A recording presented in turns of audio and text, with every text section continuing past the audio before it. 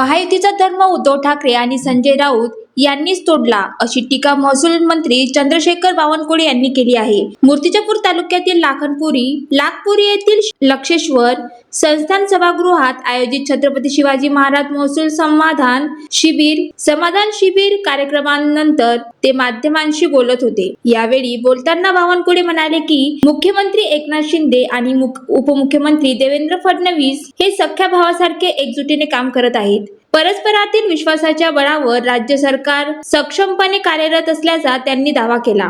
फोडाफोडीचं राजकारण आमच्या रक्तात नाही, आम्ही महायुतीचा धर्म पाळणारे आहोत, असे सांगत त्यांनी उद्धव ठाकरे आणि संजय राऊत यांच्यावर टीका केली. त्यांच्या नेतृत्वावर पक्षात अविश्वास निर्माण झाल्यामुळे आमदारांनी साथ सोडल्याचा आरोपही त्यांनी केला.